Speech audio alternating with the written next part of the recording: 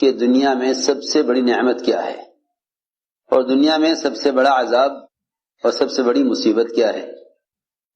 حضرت علی رضی اللہ فرمایا کرتے تھے کہ جو شخص کھانے پینے پہننے اوڑھنے اور ضروریات زندگی کے پورا کرنے کے آلات اور اسباب کو ہی نعمت سمجھے، اس کے عذاب کا وقت قریب آ گیا اور اس کی عقل جاتی رہی۔ اس کے عذاب کا وقت قریب آ گیا۔ جو یہ سمجھتا ہو کہ دنیا کی نعمتیں ہی نعمتیں ہیں، یہی وجہ ہے کہ لوگ ان چیزوں کو نعمت سمجھ کر سب سے بڑی نعمت سے غافل ہیں۔ دنیا کی چیزوں کو نعمت سمجھ کر سب سے بڑی نعمت سے غافل ہیں۔ دنیا کی مادی شکلیں اور اسباب اور ضروریات زندگی یہ اصل نعمت نہیں۔ کیوں؟ اس لیے کہ ان شکلوں پر جنت کی ہمیشہ کی نعمتوں کا مدار نہیں ہے۔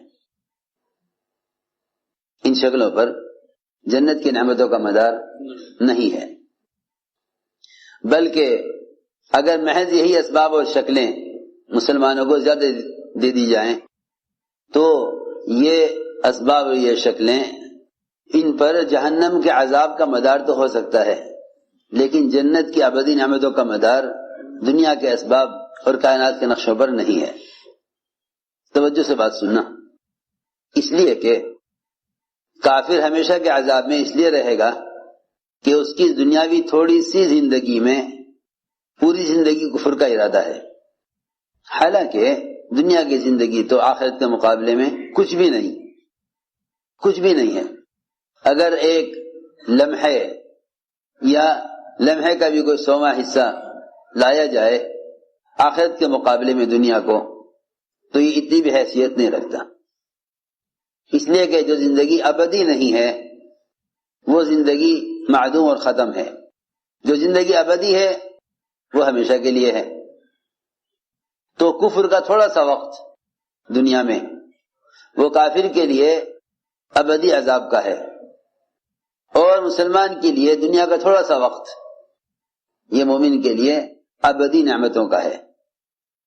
میں نے عرض کیا کہ جو شخص دنیا کے اسباب اور ضروریات زندگی کے پورا ہونے کے وسائل کو نعمت سمجھے، حضرت علی فرماتے ہیں کہ اس کے عذاب کا وقت قریب آ گیا اور اس کی عقل جاتی رہی، کیونکہ سب سے بڑی مصیبت وہ کفر ہے۔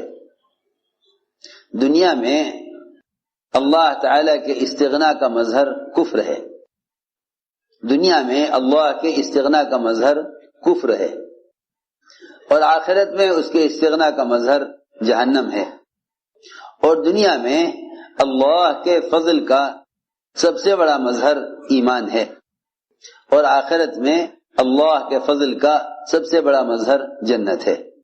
آخرت میں اللہ کے فضل کا جو مظہر ہے وہ جنت ہے، اس کے استغنا کا مظہر جہنم ہے۔ دنیا میں اللہ کی استغنا کا مظہر کفر ہے، اور آخرت میں اس کے استغنا کا مظہر جہنم ہے۔ یوں کہیں کہ اللہ تعالی کے استغنا سے اس طرح ڈرا کرو جس طرح اللہ کے عذاب سے ڈرتے ہو۔ اللہ کے استغنا سے ایسے ڈرو جیسے اللہ کے عذاب سے ڈرتے ہو۔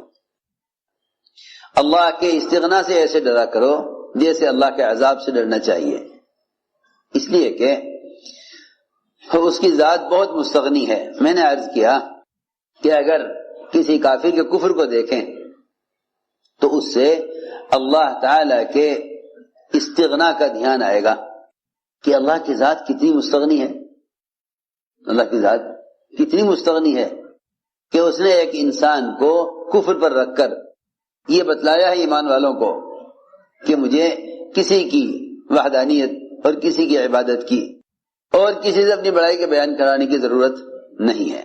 یہ میں عرض کرنا چاہتا ہوں کہ دنیا میں کفر وہ اللہ کے استغنا کا مظہر ہے۔ تو جب اللہ تعالی نے کافر کو دکھلا کر اپنا استغنا سمجھایا مومن کو، تو پھر مومن کے لیے کہاں گنجائش ہے، مومن کے لیے کہاں گنجائش ہے کہ وہ کسی عبادت پر فخر کرے، کسی عبادت پر۔ سنو میں کیا کہہ رہا، اس کو تو ہر وقت اس بات پر اللہ کا شکر ادا کرتے رہنا چاہیے کہ اللہ تیرا کتنا بڑا فضل ہے، تیرا کتنا بڑا فضل ہے کہ تو نے مجھے دنیا میں کفر سے بچا لیا۔ کیوں میں عرض کرتا ہوں، جب آپ کسی ہسپتال میں جا کر بیماروں کو دیکھیں تو ہڈی کے بیماروں کو دیکھیں گے تو آپ کو اپنی ہڈیوں پر اللہ کا شکر اور اس نعمت پر اللہ تعالیٰ کے احسان کا خیال آئے گا۔ جب آپ دماغ کے بیماروں کو دیکھیں گے تو اپنے دماغ کا خیال آئے گا۔ جب آپ اندھوں کو دیکھیں گے تو اپنی آنکھوں کا خیال آئے گا۔ اللہ اکبر، جو بدن مٹی ہونا ہے اور ختم ہونا ہے، جب اس بدن کی بیماریوں کو دوسروں میں دیکھ کر اپنے اعضاء کی سلامتی کو اللہ کا احسان سمجھتے ہو، تو جو کافر ہمیشہ جہنم میں رہے گا اس کافر کو دیکھ کر اپنے ایمان کی نعمت کا خیال کیوں نہیں آتا؟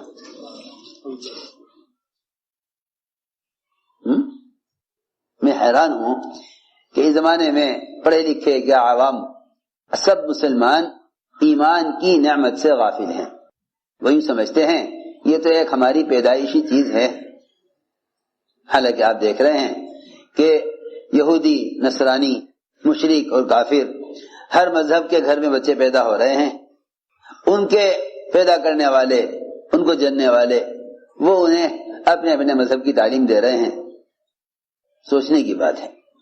اس لیے میں نے عرض کیا کہ جو شخص دنیا کی نعمتوں کو نعمت سمجھے اس کی عقل جاتی رہی، اس کے عذاب کا وقت قریب آ گیا۔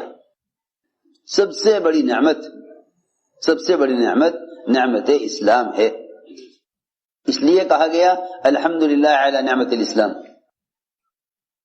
کہ اس زمانے میں مسلمان غیروں کی طرح صرف دنیا کی نعمتوں کو نعمت سمجھتا ہے، دنیا کی نعمت کو نعمت سمجھتا ہے۔ اس لیے فرمایا لئن شکرتم لازیدنکم، اگر تم نے شکر کیا تو ہم نعمت کو بڑھائیں گے، ہم نعمت کو بڑھائیں گے، اور اگر تم نے ناقدری کی تو ہم تم سے اس نعمت کو چھین لیں گے۔ غور کرنے کی بات ہے کہ وہ دنیا جس سے اللہ کو نفرت ہے، اگر اس دنیا کو جس سے اللہ کو نفرت ہے، اگر اس دنیا کو ضائع کیا جائے، وہ دنیا جس سے اللہ کو نفرت ہے اور جو اصل نعمت نہیں ہے، اس کو اگر ضائع کیا جائے تو لوگ کہتے ہیں کہ میاں رزق کو ضائع مت کرو ورنہ تم سے رزق چھین لیا جائے گا۔ تو دنیا جس سے اللہ کو نفرت ہے، اگر اس دنیا کے ضائع کرنے پر دنیاوی نعمت کے چھن جانے کا اندیشہ اور خوف، اور لوگ ڈراتے بھی ہیں، اس سے لوگ اسے ڈراتے بھی ہیں، تو پھر اسے اندازہ کرنا چاہیے کہ وہ ایمان جو اللہ کو محبوب ہے اور جس ایمان پر ہمیشہ کی نعمتوں کا مدار ہے، اس ایمان کی نعمت کی ناشکری سے ایمان کتنا ضائع ہو جائے گا ایمان۔ اور اگر حقیر دنیا شکر کرنے سے بڑھ سکتی ہے تو جو ایمان اللہ تعالیٰ کو عزیز ہے اور محبوب ہے، اس ایمان کی قدر کرنے سے ایمان میں کتنا اضافہ ہونا چاہیے۔ لیکن اصل بات یہ ہے کہ لوگ ابھی شکر کو ہی نہیں سمجھے کہ شکر کیا ہے۔ لوگ نعمت کے شکر میں اللہ تیرا شکر اتنا کہہ دینے کو شکر سمجھتے ہیں، حالانکہ یہ شکر کی ادائیگی نہیں ہے، یہ شکر کی ادائیگی نہیں ہے۔ زبان سے شکر ادا کرنا الفاظ کی ادائیگی ہے، شکر کی ادائیگی نہیں ہے۔ سنو توجہ سے بات، لوگ زبان سے کہہ دیتے ہیں اللہ تیرا شکر، یہ شکر کی ادائیگی نہیں ہے، یہ الفاظ کی ادائیگی ہے۔ سنو توجہ سے بات، یہ شکر کی ادائیگی نہیں ہے، یہ شکر کی ادائیگی نہیں ہے۔ کیوں؟ اس لیے کہ انسان کے سارے بدن کے اعضاء، انسان کے بدن کے تمام اعضاء نعمتوں سے فائدہ اٹھاتے ہیں، اور سب سے چھوٹا عضو زبان وہ شکر ادا کرے۔ یہ کیسے؟ یہ کون سے انصاف کی بات ہے؟ بات سمجھ میں آ رہی؟ سارے بدن کے اعضاء تو نعمتوں سے فائدے اٹھاویں اور سب کی طرح سے شکر کو ادا کرے زبان۔ یہ کیا بات ہوئی؟ سوچو تو صحیح۔ آپ کا کوئی کام ہے، تجارت کا، ملازمت کا، اس میں کوئی رکاوٹ پیش آ گئی، آپ نے 2-4 آدمیوں سے بات کی، میں کہا جی دیکھو آپ کا کام ہو جائے گا، لیکن فلاں فلاں فلاں فلاں فلاں 4 آدمی 6 آدمی یہ سب ان سب سے متعلق ہے یہ کام، آپ ان سے جا کے کہیے۔ ایک کے پاس گئے اسے بتایا، دوسرے کے پاس گئے اسے بتایا، آپ کا کام 6 آدمیوں نے مل کر کیا، تو آپ مجھے بتائیے کہ آپ ان 6 آدمیوں میں سے ایک کا شکریہ ادا کریں گے یا سب کا کریں گے؟ آسان بات ہے، آپ شکریہ کس کا ادا کریں گے؟ سب کا یا ایک کا؟ تو سب کا شکریہ ادا کریں گے۔ بالکل اسی طرح انسان کے بدن کے تمام اعضاء وہ ضروریات زندگی میں ایک دوسرے کے ساتھ ایسے جڑے ہوئے ہیں، اور ضروریات زندگی میں تمام اعضاء ایک دوسرے کے معاون ہیں، اس لیے زبان سب کی طرف سے شکریہ ادا نہیں کرے گی، بلکہ بدن کے ہر عضو کو حکم پر لانا، یہ اللہ کی نعمت کا شکر ادا کرنا ہے۔ بدن کے ہر عضو کو حکم پر لانا، یہ نہیں کہ بدن کے سارے اعضاء تو نعمتوں سے فائدے اٹھاویں اور سارے بدن کے اعضاء خواہشات میں پڑ جاویں اور زبان سے شکر ادا کر دیا جائے، نہیں، بلکہ حضور اکرم صلی اللہ علیہ وسلم نے جب اپنے آپ کو عبادت میں بہت تھکایا اور لمبا قیام اور ایسے لمبے سجدے، اللہ اکبر، بعض موقع پر حضرت عائشہ سمجھا کرتی تھی کہ شاید آپ کی وفات ہو گئی، ایسے لمبے سجدے، ایسے لمبے سجدے۔ وہ تو میں عرض کرتا ہوں نا کہ جو لوگ دنیا کی نعمت کو ہی نعمت سمجھے گا اس کی عبادات بھی انہی نعمتوں کے لیے ہو کر رہ جائے گی، اس کی عبادات بھی انہی نعمتوں کے لیے ہو کر رہ جائے گی۔ جو دنیا کی نعمت کو نعمت سمجھے گا اس کی ساری عبادات بھی اسی نعمت کے لیے ہو کر رہ جائے گی۔ اگر کسی آدمی کو عمر قید کی سزا سنا دی جاوے، کسی کو عمر قید کی سزا سنا دی جائے اور پھر جج اپنا فیصلہ بدل کر اس آدمی کو رہا کر دے، تو بتاؤ اس کے لیے سے بڑی کوئی نعمت ہے کہ عمر قید سنا دی گئی تھی پھر آزاد کر دیا؟ بتاؤ اس سے بڑی کوئی نعمت ہے؟ جس وقت اس کو عمر قید کی سزا سنائی گئی اس وقت اس کو کوئی چیز اچھی لگتی ہوگی دنیا کی؟ کچھ بھی نہیں ہے۔ زندگی بھر جیل میں رہنا ہے، بیوی بچے مکان دل لگی کے سامان سب اس کے نظر میں بے حیثیت ہو جائیں گے، ہر چیز کی لذت ہر چیز کا مزہ فوراً ختم ہو جائے گا۔ بس اسی لیے عرض کر رہا کہ سب سے بڑی نعمت نعمت ایمان ہے، سب سے بڑی نعمت نعمت ایمان ہے، سب سے بڑی نعمت نعمت ایمان ہے۔